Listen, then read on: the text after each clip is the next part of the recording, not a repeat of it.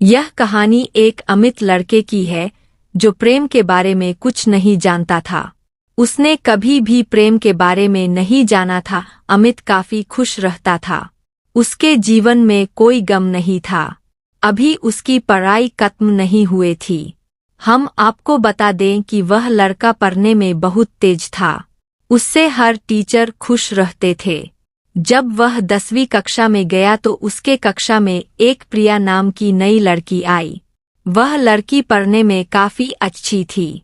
यह लड़का मन का काफी साफ था।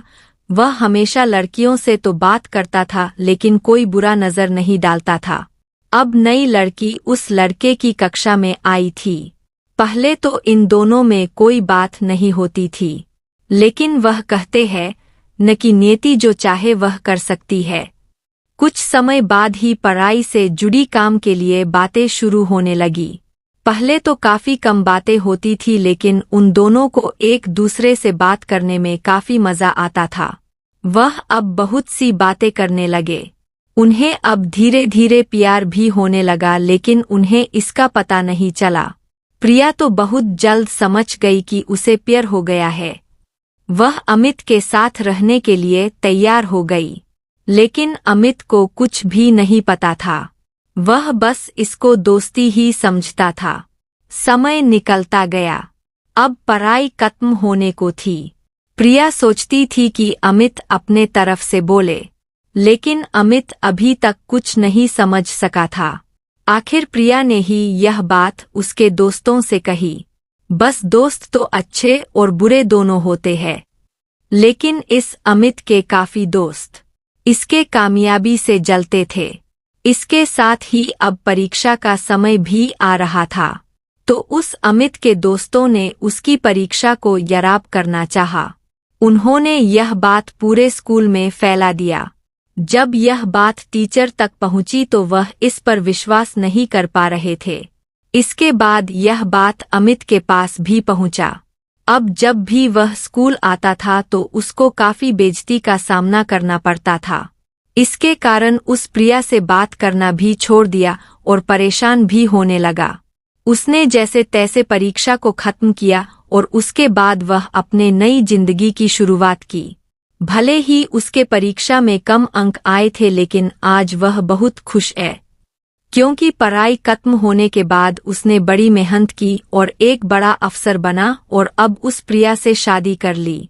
उस लड़के को भी उस प्रिया से प्यार था, लेकिन वह एक अच्छे समय के इंतजार में था। एक अमित था। वह काफी गरीब था।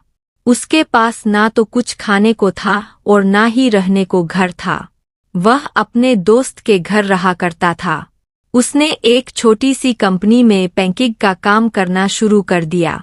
धीरे धीरे उसके पास काफी पैसे भी हो गए। बाद में वह काफी धनी भी हो गया, लेकिन अभी भी उसके अंदर कुछ कमी का एहसास होता था।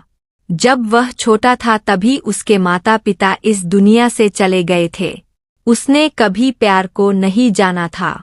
एक दिन जब वह अपने किसी काम से बाहर गया था तो उसे एक लड़की दिखी, उसका नाम रानी, जो कि काफी अच्छी और खूबसूरत थी। उसको देखते ही इस रानी को उस राजू से प्यार हो गया। वह काफी देर तक उस लड़के को देखती रही। कुछ देर बाद वह वहां से चली गई। कुछ दिनों तक यह लड़का उस रानी को खोजता रहा, लेकिन वह रानी न मिली। लेकिन नियति ने उस राजू से रानी को मिला दिया। वह लड़की इस लड़के के घर काम की तलाश में आई थी। लड़के ने लड़की को तुरंत घर के काम के लिए रख लिया। जब वह लड़की इस लड़के इस मिलने आई थी तो उस समय इस लड़के ने कुछ शब्द भी साफ से नहीं बोल पा रहा था, जिससे लड़की को लगा कि यह लड़का पागल है। लड़का भी जान गया था कि यह लड़की हमें पागल समझती है।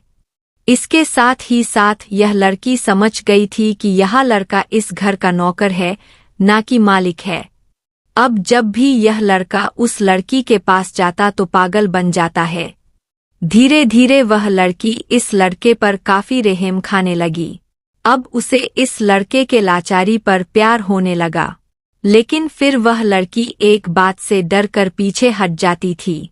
इस लड़की के भी माता पिता बचपन में ही मर चुके थे, इस लड़की को इसके चाचा ने पाला था और वह चाहता था कि वह जब तक जिंदा रहे यह लड़की उसके खाने और पीने का पैसा दे। लड़की का प्रेम हद से भी बाहर जाने लगा। लड़के के एक खांसी पर भी वह लड़की दौड़े उस लड़के के पास पहुंच जाती थी। अब लड़का भी समझ गया कि इस लड़की को मुझसे प्रेम हो गया है। लड़का भी बहुत ज्यादा उस लड़की से प्यार करता था। उसने पहले लड़की के बारे में सब कुछ पता किया। जब उसे सब पता चल गया तो वह बहुत रोने लगा क्योंकि उसने पागल होने का झूठ बोला था। अब वह दिनों रात रोने लगा। लड़की अपने सैलरी में से लड़के की इलाज करवाने को कहती थी। एक दिन सुबह ही उस लड़की को पता चला कि वह लड़का हॉस्पिटल में भर्ती है। वह दौड़ते हुए जब हॉस्पिटल में पहुंची तो उसने देखा कि लड़का बेड पर बेहोश पड़ा है। उसके आसपास काफी मशीन लगी हुई थी।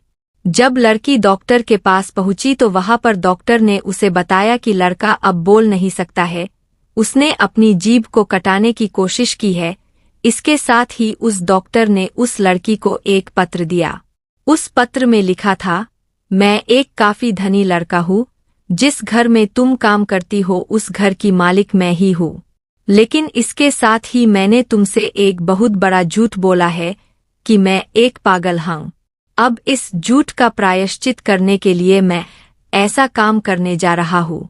इसके साथ ही तुम मेरे घर से मेरे मैनेजर से पैसों को लेकर अपने चाचा को दे देना और एक नई जिंदगी की शुरुआत करना। अगर हो सके तो मुझे माफ कर देना तुम्हारा दोषी। इस पत्र को पढ़ने के बाद उस लड़की के आंख आंसू से भर आए। वह दौड़ते हुए मंदिर में गई। उसने भगवान के सामने कसम खाया कि जब तक वह लड़का बोलने नहीं लगता है तब तक वह कुछ नहीं खाएगी, भले ही वह मर क्यों न जाए। इधर डॉक्टर भी उस लड़के की इलाज कर रहे थे। ईश्वर ने दोनों के मन की बात काबूल कर लिए और अब लड़का बोलने लगा, लेकिन वह अपनी याददाश्त को खो गया। अब उसे कुछ भी नहीं याद था। अब इसके बाद लड़की ने उसके याददाश्त के लिए काफी कुछ किया लेकिन याददाश्त न आ सका। अगर प्रेम की नींव को झूठ पर रखा जाए तो वह गिर ही जाता है।